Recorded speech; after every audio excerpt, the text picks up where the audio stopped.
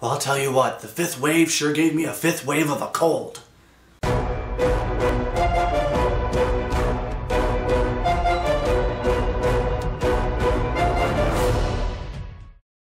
Hey everyone, Cody Reed here. I was just kidding about the cold, but I do have one from like the past couple days, so I'm going to try to push through this for a couple minutes. I'm going to be reviewing The Fifth Wave, and it stars Chloe Grace Moretz as this girl, Cassie, who has to learn how to adapt with her and her family as they go through this alien invasion that's happening. These aliens are invading Earth in these different waves or phases to wipe out humanity. The first one is this electromagnetic pulse that happens to kill all the electricity. Afterwards, the second one is to cause these natural disasters, which they don't really explain how. They're just like, oh, these earthquakes and waves are happening, but then you're like, how are the aliens doing this? We're not going to explain it. The third one is this bird flu that they somehow caused to happen, the aliens, and the birds go and wipe out most of humanity. And then the fourth wave is actually where a lot of the movie starts with. It's like about 20 minutes in, you'll have a lot of the fourth wave and then continue on to the fifth wave, which I won't really talk about much because there's some surprises. But the fourth wave is where they send out these troops to take over humans' bodies and basically pose as us to wipe out the rest of humanity in between us. And so the movie really focuses on the fourth and fifth waves. So I like the first third of the movie, maybe almost to the halfway of the movie, but the first third was really great because you're seeing these different waves happening and how the aliens are slowly taking over humanity. I wish I would have seen more of the fourth wave, the one where the troops, or what they call the others, not from Lost, that show's great and the others are great, but the others are what they call the aliens that infiltrate us and pose as humans so they can slowly kill us off. So I wish I would have seen more of that wave, but they happened for like a little bit and then they moved on to the fifth wave, but that part was really interesting, as well as just seeing the other waves that were happening.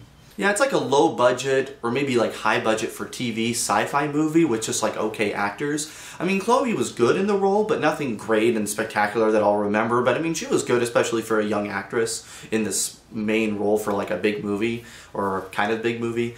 But none of the other actors were really that memorable. I can't even really remember their names. And that'll lead me to one of the other characters, this boy that she meets. We're going to call him Scruffy. Yeah, the movie's based on a YA, a young adult novel, so you know there's going to be that kind of stuff in there, like the Maze Runner and Divergent and Hunger Games and Twilight. All that stuff that focuses on these, like, maybe love triangles and this girl or this guy who meets the one of the opposite sex and you don't know if they're going to like each other, but like her and this guy Scruffy, you know by the end they're going to like each other. They find each other at one point and they don't know if they can trust each other.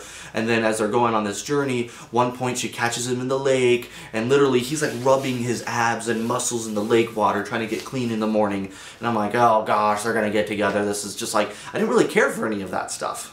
And then in addition to Chloe and Scruffy, as I call them, you have a bunch of these other kids who are being trained by the government so they can help the government, take down the aliens. And they're being trained, but you don't get to really know the rest of the crew. A couple of them have to do with Chloe, so you get to know them, but then there's the rest of the crew that I don't remember their names, I don't really know much about them, they have like a couple lines each, so you don't really get that invested in them, and as they're fighting, it basically is a B plot, like instead of the main A plot, it's a B plot that takes up a lot of time, but you don't care because you don't really know or care about anyone.